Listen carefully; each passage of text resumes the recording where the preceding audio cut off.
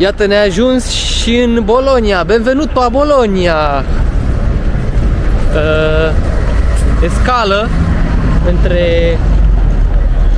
între aeroport și Florența. Acum facem o tură, trecem prin centru și mergem către autobuz. Hai să vedem ce e și în Bologna. Primul lucru, o galerie superbă, lungă de habar n-am câți metri. Oana, ce părere ai? Îți place mult în Bologna? E așa? Ce-am ieșit din gară! Pe partea aia e un târg de Crăciun, ai văzut?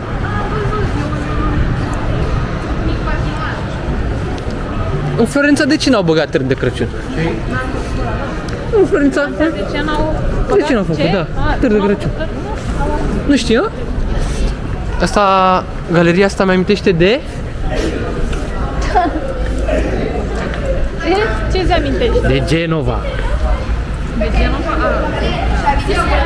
Genova, mi amintește mult de Genova. Galeria asta uriașă pe care merge foarte multă lume. Și chestia funny e că toată lumea vine spre noi. Cred că da. Uite, pe partea aia nu-i nimeni. Ok, hai să vedem ce mai întâlnim.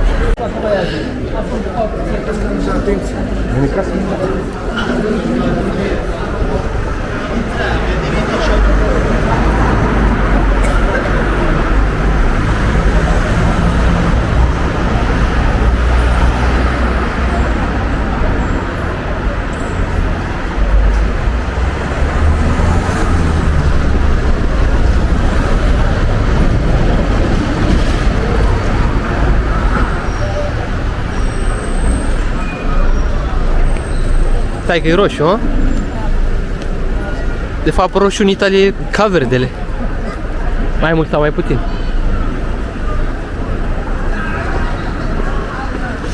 Cum e? Ne-am mutat la nord de Florența. Și diferența între Florența 16 grade și Bologna, unde sunt 8 grade, 16 minus 8 fac... Se simte mai rece de tot, sincer. 8, let's go! Andiamo! Vamos! Vamonos! Acolo e ceva, un mare castel, mare palaț, nu știu ce pana mea e. Vom afla noi într-o excursie viitoare în Bologna. Momentan nu suntem pregătiți cu date tehnice referitoare la monumente, la panorame, la nimic. Suntem pur și simplu în trecere. Traversăm centrul vechi pentru a ajunge la punctul de plecare al autobuzului. Impresii până acum? Minunat, nu? Minunat.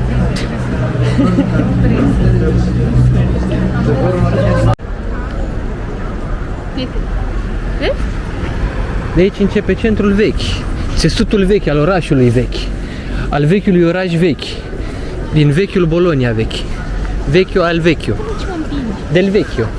Del Vecchio a fost un jucător la AS Roma, un jucător foarte bun. Ce statuie nebună. Oh, nici nu o vedeam de lumină. Dar nu putem să mergem pe stradă pe aici? Că văd cum oamenii... Uite, mai încolo merg pe stradă. Aici logo dato agli spettacolo diurni. Asta cred că e un teatru ceva, cinema.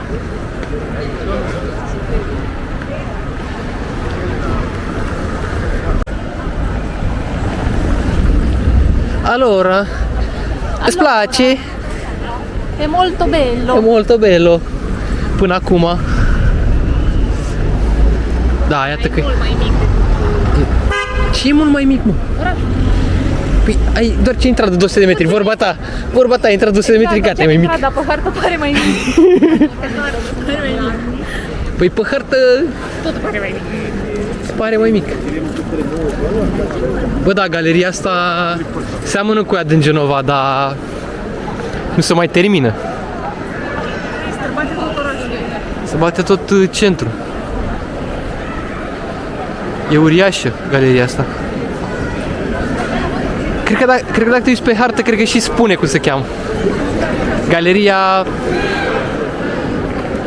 infinită din Bologna.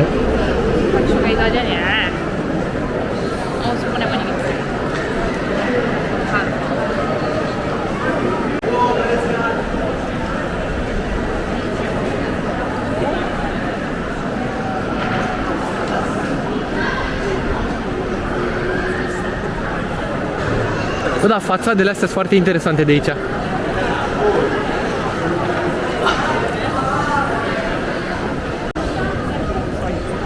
oameni. Asta e ce trebuie în viață, să ieși să te plimbi pe străduțe, să te duci să călătorești dintr-un oraș în altul. Dar să ai posibilitatea și să ai orașele, să ai monumentele, așa cum au ei în Italia aici. Ce să faci, frate? Unii se nasc mai norocoși decât alții. Uite și tu clădiri. Bine, na, ce să mai zici? No comment, no comment. Nu e ce să mai coment. Nu mai zic. Nu mai zici. Vreau să ceva dulce bun. Ceva dulce bun, eu.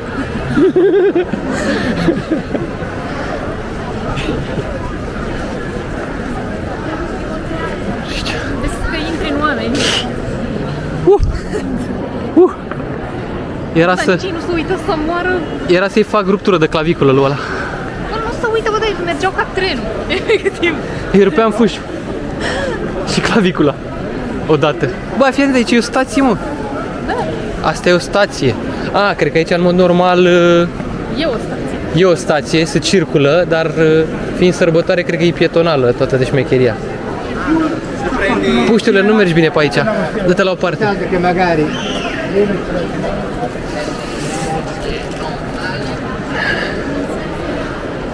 Aici cred că e o catedrală, cred că e cea mai importantă catedrală din Bologna. După cum pare.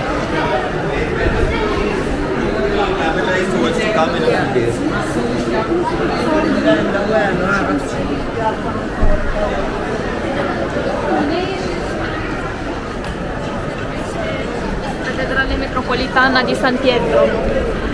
Catedrala Metropolitană din San Pietro? Sunt și cu accent. A? Sunt și cu accent. Da. Catedrale Metropolitana di San Pietro.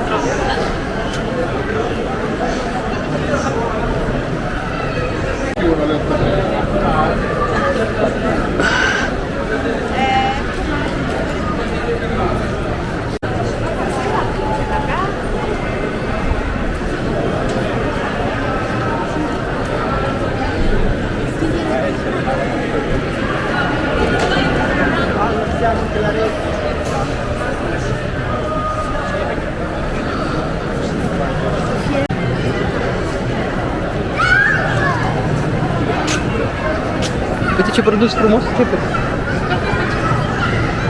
pe un noroc. Ia uzi. Bob Marley. Come again, Rasta. Asta. Could you be loving? Bob Marley reîncarnat. În mijlocul Boloniei. A capela.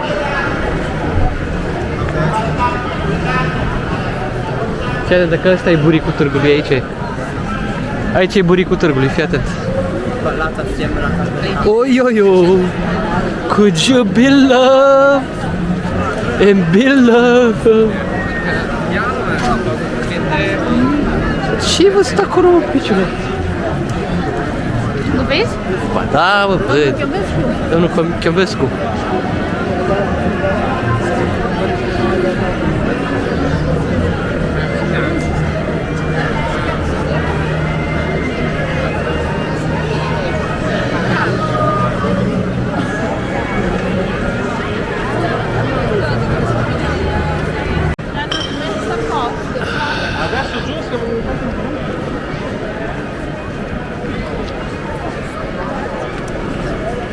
E, noi trebuie să mergem încolo.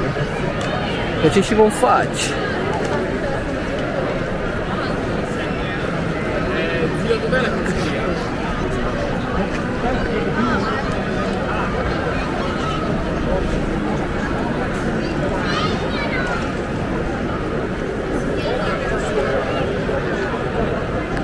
Ia mă, piciule. Asta e turnul de pompier de la ei, mâncați-și. Mâncați-și gurița ta.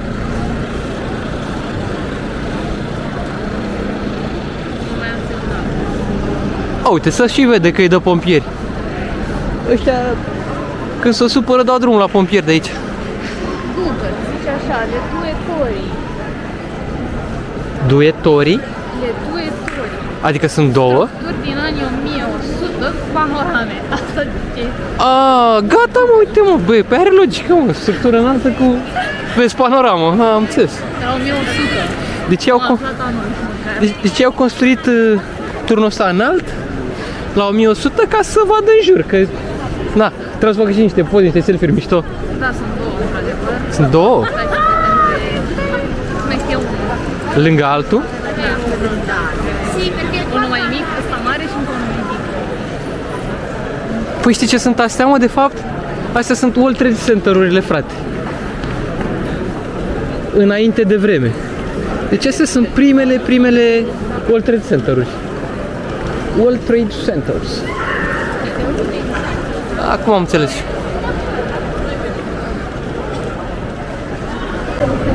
Da, și iată cele două World Trade Center-uri din Bologna.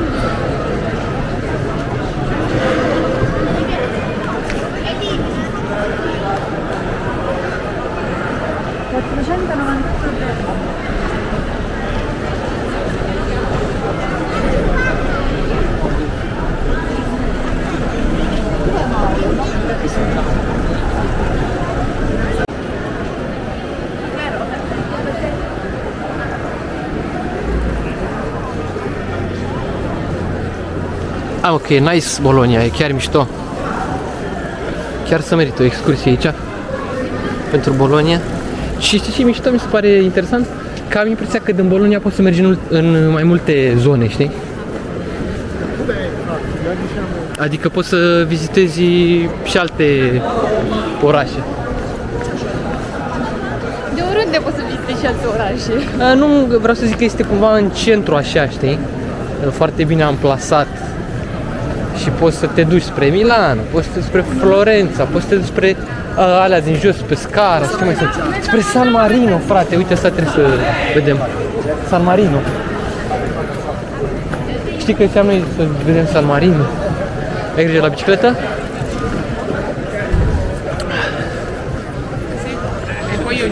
Și alea, Rimini, acolo te duci la plajă frumos, elegant. Pac, direct pe autostradă. Prețurile, dacă le luăm tot așa la autobuz, ieftinache. Păi prețul ăsta de la Florența, prețul biletului de la Florența la Bologna a fost 4 euro de persoană. Și 4 euro. Și de la Roma la Florența am dat 11 euro. 11 jumate. Adică Itabas s-a mișcat și super bine. Adică ce să mai... Un preț foarte bun, iar calitatea autocarelor super șmechere. Super șmechere autocarele. Mult mai ieftine decât trenul. Se termină zona pietonală. Hai să mai întoarcem un pic camera. 1, 2, 3. 1, 2, 3, am zis? Nu vrea. 1, 2, 3. Asta e! Uite-l pe Deliric. Uite-l pe Deliric. Iar? Deliric. Nu știu dacă am prins pe camera, avea o geacă porc galbenă. Delidel.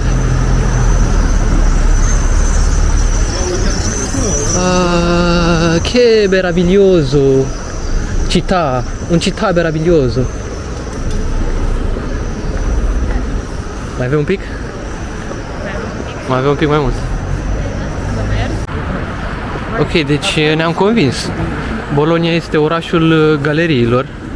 Aveam impresia atunci când am văzut Genova că Genova are o galerie imensă, dar sau niște galerii imense, dar nu, aici sunt galerii pe toate părțile și încolo, și încolo, și încolo, și încoace, și pe dincolo, și tot încolo, și în spate.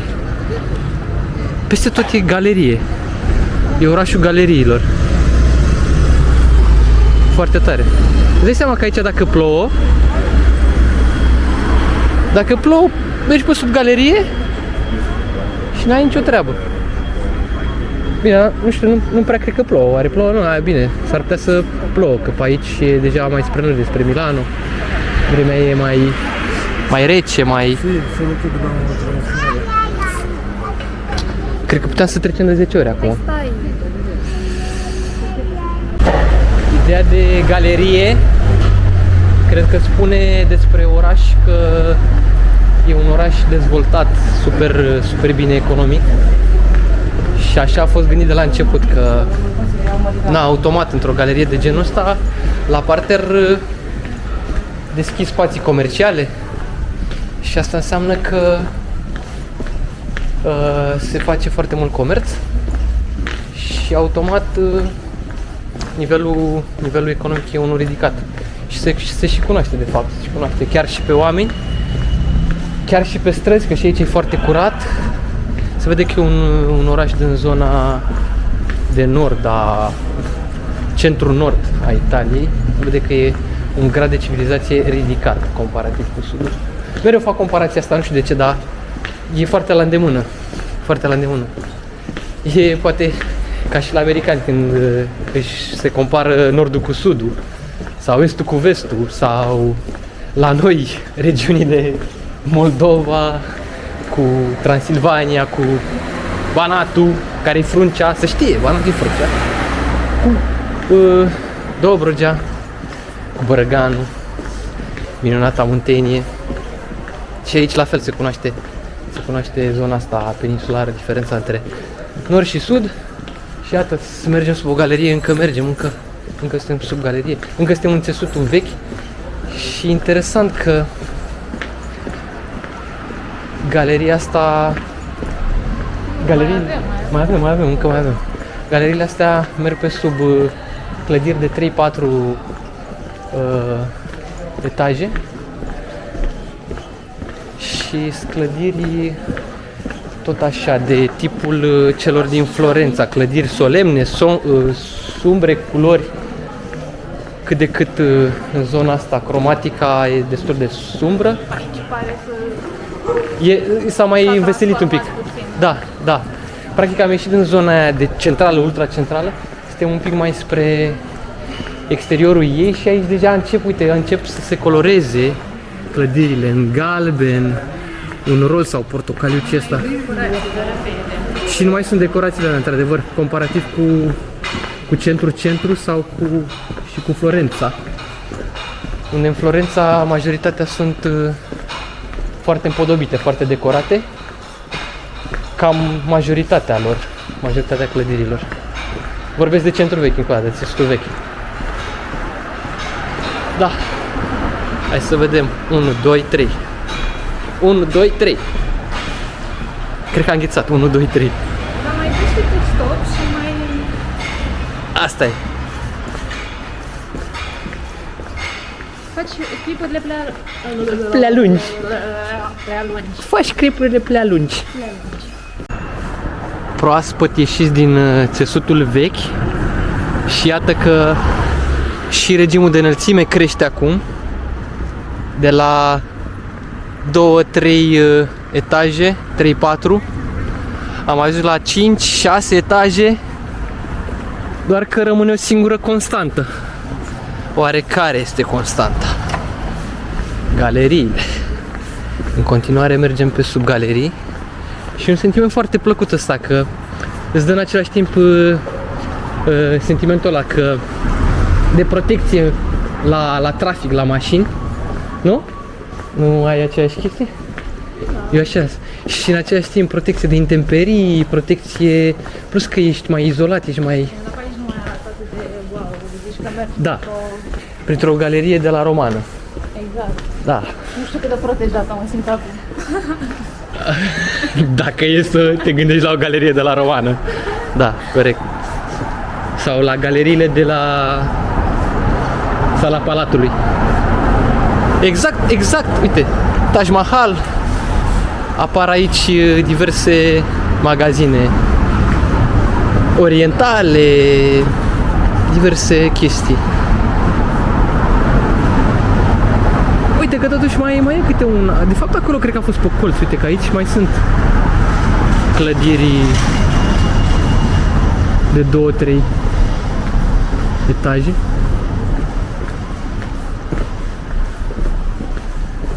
Oricum interesant, foarte interesant cu galeriile astea.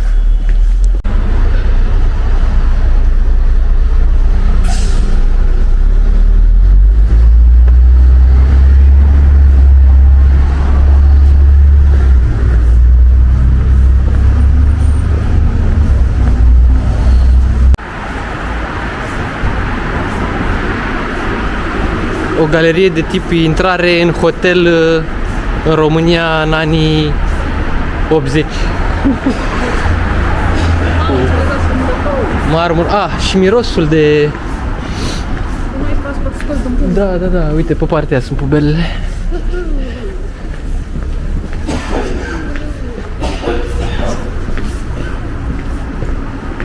O bisericuță aici. Asta e biserica romanică de pe la Scărcatargiu. Cum se cheamă? De pe Bulevardul Magheru, pardon. La Scărcatargiu.